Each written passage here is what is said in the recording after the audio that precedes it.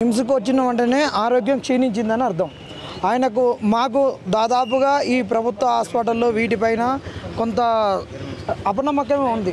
ఎందుకంటే ప్రభుత్వం అనేటటువంటిది అన్న చేసేటటువంటిది నిరుద్యోగుల గురించి ప్రభుత్వానికి దిగి రావాలని చేస్తున్నాడు. కాబట్టి మేము ఎంత ఖర్చు అయినా ఏదైనా ఏం లేదు ప్రైవేట్ హాస్పిటల్లోనే దుర్గాబాయి దేశ్ముఖ్లో చేయించుకుంటామని అక్కడ. ఎందుకంటే అక్కడ మా నిరుద్యోగులైనా ఉస్మాన్ యూనివర్సిటీ అయినా అంతా ఒక ప్రహార లెక్క ఉంటుంది. పోలీసులు ఇక్కడ నిమ్స్లో ఇప్పుడే మీరు చూసిరు ఒక 100 మంది పోలీసులు ఉన్నారు. ఈ పోలీసు ప్రహారం వచ్చి దాటి అన్నకేమైందని పరామర్శించాలన్న కష్టం. కాబట్టి అక్కడ మాకు ఉస్మాన్ యూనివర్సిటీ దగ్గర ఉంటుందని మేము వస్తే అక్కడి నుంచి ఎస్ఐ నేనే ఉన్నా, నాతోటి దుర్భాషలు ఆడిండు. ఎవరైనా నువ్వు ఎవరితో మాట్లాడుతున్నావు, ఎట్ట మాట్లాడుతున్నావు అన్నాడు. నేనేమన్నా అంటే, సార్ ఇంకో సచ్చినా బతికినా ఇక్కడనే, లేదంటే ఇంటికి తీసుకొని పోతాం, ఈడ లేదంటే ఇంటికాడ, కానీ మేము వేరే కాడికి తీసుకోమంటే ఇలా ఏం డిపార్ట్మెంట్లు ఉన్నాయో తెలుసా, మెటర్నిటీ అంటే. సార్ నేను యూనివర్సిటీ స్టూడెంట్ని, నాకు ఇక్కడ ఏ డిపార్ట్మెంట్లు ఉన్నాయో తెలుసు, ఇలా చేసిన డాక్టర్లు మా యూనివర్సిటీ వాళ్ళకు ట్రీట్మెంట్ చేయడానికి కూడా వస్తారు అని చెప్తే ఎవరితోటి మాట్లాడుతున్నారు అని చెప్పి అన్నాడు.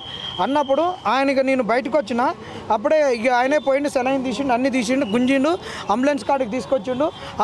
గాంధీకి తీసుకోమంటే గాంధీకి లేదు, నిమ్స్కి అని తీసుకొని వచ్చినాం. ఇది అక్కడ జరిగినటువంటిది. అన్న ఆరోగ్యం అయితే ఇప్పుడు కొద్దిగా ఆయన ఇట్లా కన్ను తెరిచి ఉన్నాడు. ఇప్పుడు అన్నతో మాట్లాడితే కొద్దిగా పెన్నుతోటి కొద్దిగా సైగా చిన్నగా నేను దీక్ష విరమించాను, నిరుద్యోగుల యొక్క డిమాండ్ నెరవేరాలన్నాడు. ఎందుకంటే ఆయన పక్కడబందిగా ఉన్నాడంటే రేవంత్ రెడ్డి గారు మాట్లాడుతున్నాడు, చదువు రాని వాళ్ళు తలమాసిన వాళ్ళు డిఎస్సి వాయిదా వేయమంటారని మాట్లాడిర్రు. మేమేమంటున్నాం అంటే ఈయన కేంబ్రిడ్జ్ యూనివర్సిటీలో డిగ్రీ, ఆక్స్ఫర్డ్ యూనివర్సిటీలో ఎంఏ ఇంగ్లీష్ లిటరేచరు, ఆ లండన్ స్కూల్ ఆఫ్ ఎకనామిక్స్లో ఎంఫిలు, ఆ ఓటుకు నోటు కేసులో పిహెచ్డి చేసినటువంటి రేవంత్ రెడ్డి గారు చెప్తున్నారు. మరి మాకు చదువు రాదు, నీ ఓటుకు నోటు కేసులో మాది పిహెచ్డి కాదు, లండన్ స్కూల్ ఆఫ్ ఎకనామిక్స్లో ఎంఫిల్ కాదు, కేంబ్రిడ్జ్ యూనివర్సిటీలో మాకు పీజీ లేదు, మరి ఆక్స్ఫర్డ్ యూనివర్సిటీలో డిగ్రీ లేదు. మరి ఇన్ని డిగ్రీలు చదివిన గొప్పని కదా. మళ్ళీ ఇంకొకటి మాకు పేగులకు తీయడము, కడుపులు చించడం ఇవన్నీ మాకు రాదు. మాకొకటి కాలిన పేగులకు కొద్దిగా కడుపు నిండా బువ్వ పోతందుకు మేము బీదోళ్ళ పిల్లలం కాబట్టి జర చదువుకుంటే మా అమ్మాయికి బువ్వ పెడతాం అనేటటువంటిది బాధతోటి ఆవేదనతోటి ఇన్ని రోజులు నలిగిపోయినాము.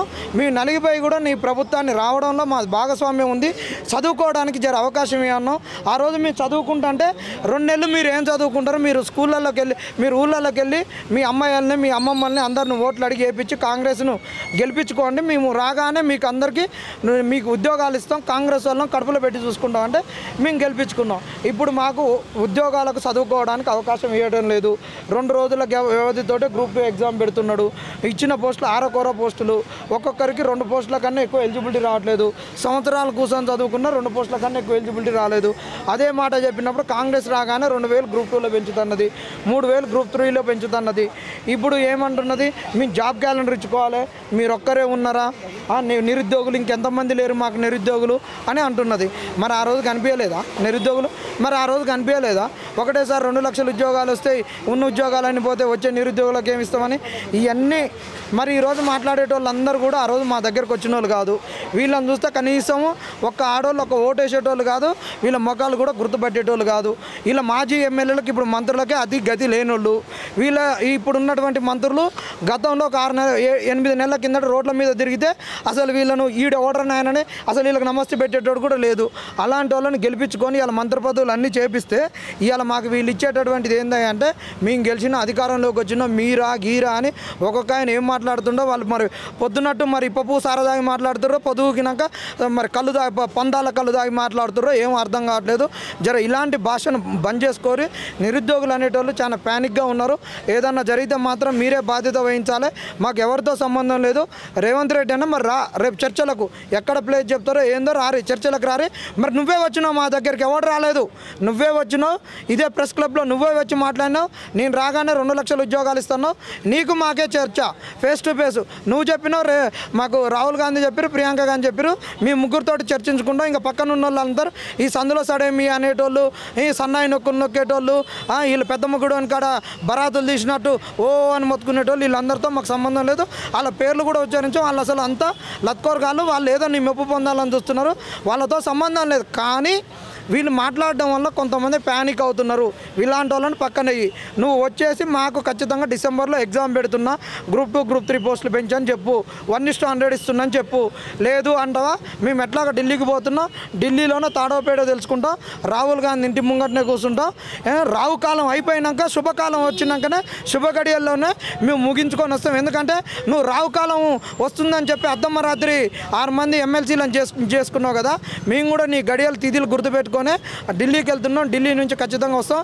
జడ్సన్ అన్న కనుక ఏమన్నా అయితే పక్కా మేము చెప్తున్నా రాష్ట్రం అగ్నిగుండమే. ఇక్కడ జడ్సన్ అన్న ఆరోగ్యాన్ని క్షణం క్షణం చూపించడానికి వస్తున్న జర్నలిస్టులకు కూడా ఏమన్నా అయితే మొన్న 3 రోజుల కిందట ఉస్మానియాలో చేసినట్టు వాళ్ళ మీద దాడులు చేసిన వాళ్ళకేమన్నా అయినా కానీ మీ రాష్ట్రం అగ్నిగుండమే.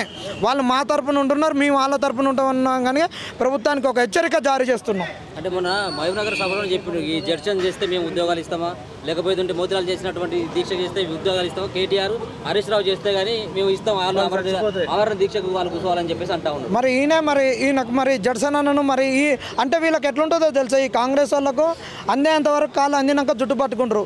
మరి ఆయన మొన్న ఎన్నికలప్పుడు కూడా జడ్సన్ అన్న అన్నాడు, వాళ్ళు అడిగితే ఎమ్మెల్సీ ఎన్నికలప్పుడు ఒక సామాన్య కార్యకర్త అన్నాడు. మరి ఇదే సామాన్య కార్యకర్త జడ్సన్ అనేటటువంటి వ్యక్తికి ఏం లేనప్పుడు మరి నీ పీసీసీ గురించి మరి ఇదే దామోదరం రాజనరసింహని పట్టుకొని మరి వాళ్ళ ఇంట్లో గంటలు ఎట్ట చర్చ పెట్టినావు. మరి ఆయన గంటలు ఫోన్లు చేసి అన్న నువ్వే చేయాలన్నని ఆయన నీ పీసీసీ గురించి ఎందుకు చేసుకున్నావు మరి నువ్వు చెప్పాలి. ఎందుకంటే వీళ్ళకి ఏంటంటే ఇది అవకాశవాదులు, వీళ్ళంతా వాడ దాటినాక బోడిమల్ల అనేటోళ్ళు, ఇలాంటి వాళ్ళు కృతజ్ఞత లేని వాళ్ళు, గ్రాటిట్యూడ్ లేని వాళ్ళు. ఆయన విషయంలో చూసినాం, నిరుద్యోగుల విషయంలో కూడా చూసినాం.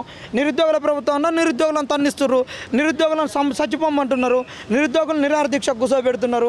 కాబట్టి ఇలాంటి వాళ్ళ గురించి ఒక ఎథిక్స్ లేనటువంటి వాళ్ళను, ఒక ఇంటిగ్రిటీ లేనటువంటి వాళ్ళను, ఒక కృతజ్ఞత లేనటువంటి వాళ్ళ గురించి మేము కూడా ఎంపర్లాడడం, వాళ్ళతో చర్చలు అనుకోవడం కూడా ఒకందుకు మాకు సిగ్గుచేటే అనిపిస్తుంది.